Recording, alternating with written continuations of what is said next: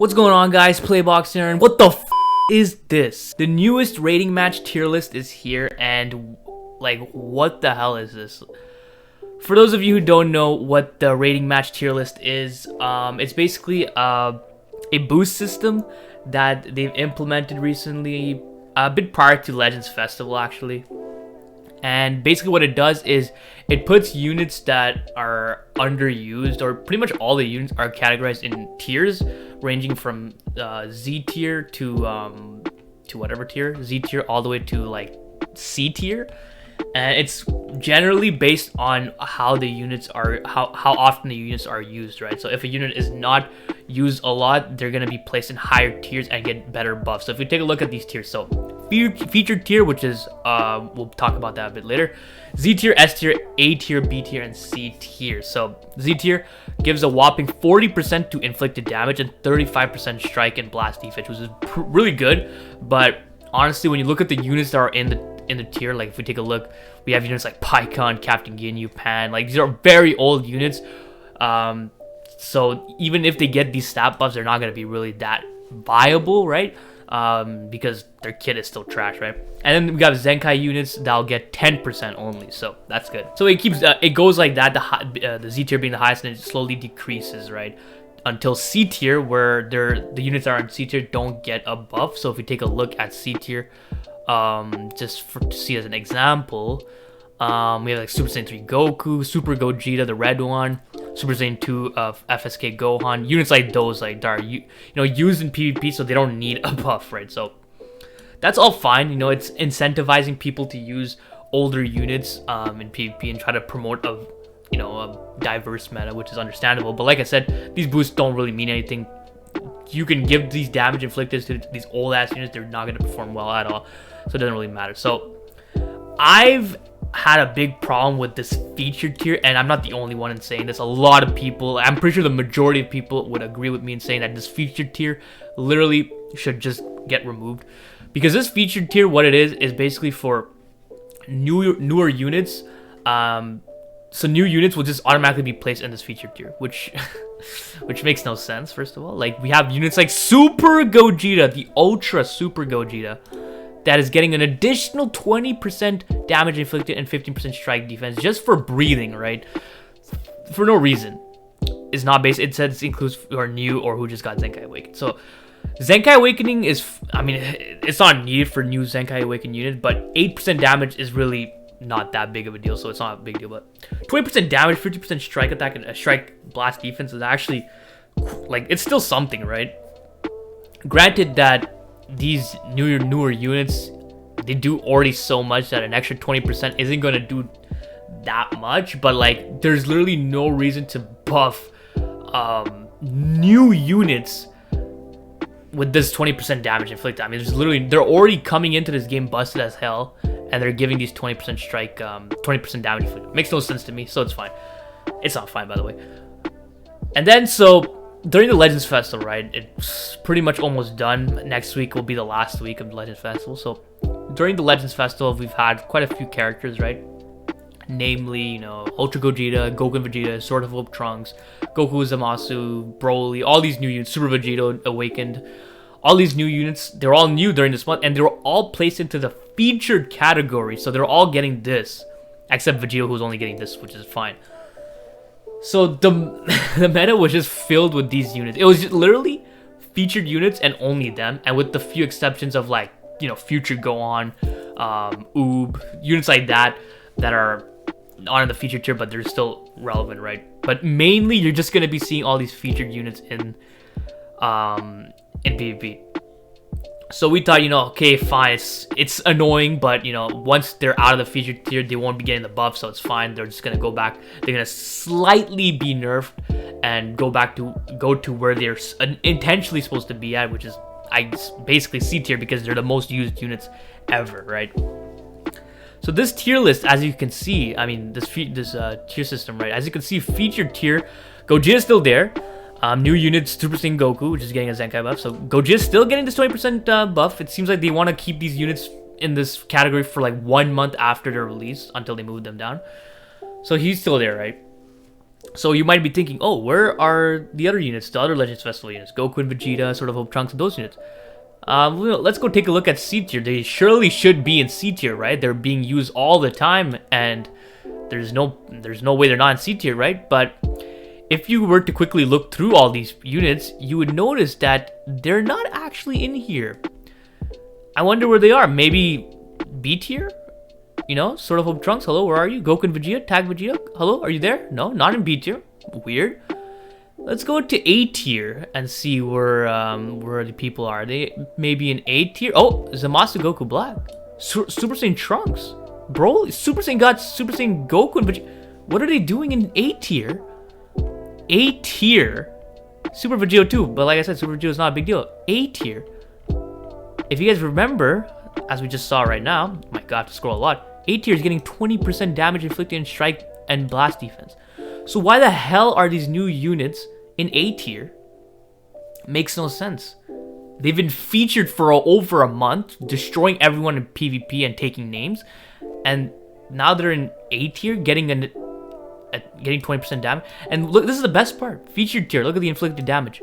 20% damage inflicted, 15% strike and blast defense. Okay. Look at A tier. 20% inflicted damage, 15% strike and blast defense. What's the difference? There's no difference. They just literally brought them down because they're not featured anymore, but there's literally no difference. What is this? This makes no sense. Honestly, we've had a glimpse of this quote-unquote change even before, because for those of you who don't know, LF Cell, when he released, there was none of this boost system, right? And then they introduced the boost system a bit later. So LF Cell was not in feature tier, but he was in A tier, which surprised a lot of people because like LF Cell when he dropped was very, very good, and you can argue that not a lot of people used him because they didn't summon for him, but like he was still used a lot in PvP. So why would they put him in A tier when this list is based off of how much usage a character, based on a character's usage, right? So I mean, like I said, you can argue that Cell wasn't used a lot, but like it was a new unit. So basically what I'm getting at is after a unit is dropped, so when a unit is dropped, they go into the featured tier for, I'm guessing, a month for whatever reason, right? And then when they're out of the featured tier, they go straight into A tier for no reason, which is basically a change in their title. Instead of featured as tier A, and they're getting the same buffs. What the hell were they smoking when they came up with this shit?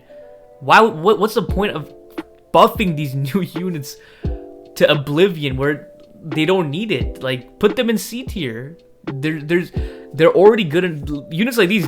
They don't need the buff to be good. Without the buff, they're still gonna be Z tier. You think Ultra Gogeta without the extra 20% damage inflicted is going to be like bottom of tier 1 or something? Like, you think he's not gonna be the best unit in the game still? Like, you're delusional if you think that. Goku and Vegeta, 20% damage. If you remove that, you think they're gonna be trash or something? Now, I would say that like the strike and blast defense, maybe, since they scale a bit higher with the defense, maybe like units like Zamasu and Goku Black, maybe if you remove that strike and blast defense by 15%, maybe you'll see a significant, maybe not significant, but maybe you'll notice a change in their defense, which would make sense. But like, they're already stupid tanky. You don't need the strike and blast defense, this is pretty crazy because since their release, which was like the beginning of the month, or in November, by the way, we still don't know how these guys operate without this boost system. And I mean, you could say, like, obviously it's not going to be that much of a difference, but we technically haven't seen how well they perform without this boost system. So it's kind of in a bad environment for these units. Like, you don't know how they actually will compete in the long term, which is stupid, because when a unit is influenced by this boost upon release, you can't really judge them long term. Even though, like I keep repeating, it's like a small difference, 20%, 15%. It's not that small, but it's not that big either. But you can't properly judge whether this unit is going to be good in the long term with this damage stuff, right? So you don't know if you want to summon for this unit or whatever, right?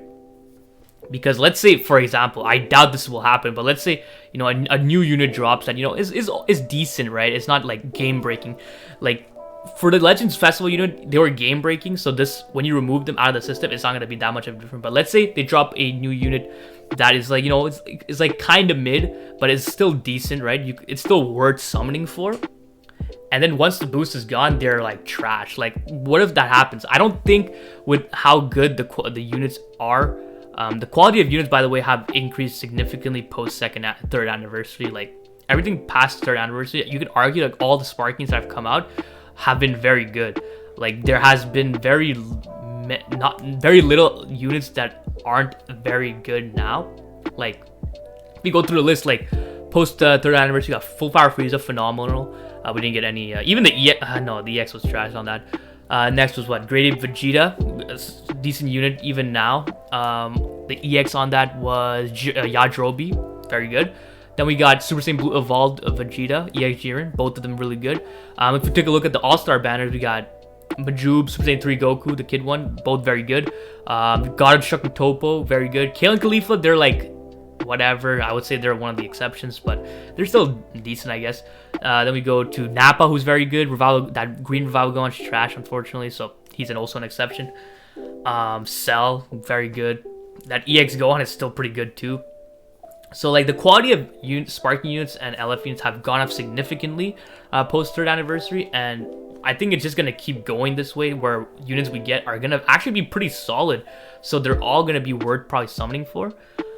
So I don't know if that example that I was coming up with, where a unit would be mid upon release and then was gonna be like completely trash off this boost system, I don't know if that would apply to it, but it's just like an example. It's just basically me trying to make a point in saying that you're not able to fully properly judge these units upon release because they're influenced by this boost system. In my opinion, they should just completely they shouldn't remove this boost system completely. They should just remove this featured system. It just makes no sense to me.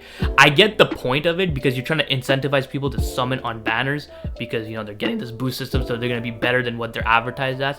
But like, it just makes no sense, right? People want to like save and stuff, so they don't have time to be spending on all these banners, right? So it just makes no sense. And then the fact that they just get put into A tier after they're done in the feature tier just is mind-boggling. Nothing changes here, even other than the Zenkai. The Zenkai goes from 8 to 5, which is already negligible at first, but wow, you lose out 3%. What a big deal. So yeah, that's gonna be it for this video. Just me kind of ranting on this boost system featured tier. Let me guys know what you guys think. Do you think they should remove the featured tier? And if not, do you think that the featured unit should be put into tier A? I'm gonna puke whenever I say that. Do you think they should be put into tier A after they're done their featured time period or whatever, right? Let me know in the comments what you guys think. So hope you guys enjoyed this video. If you did, please leave a like and don't forget to subscribe, because that shit is so important, so don't forget. Other than that, have a great day. See ya.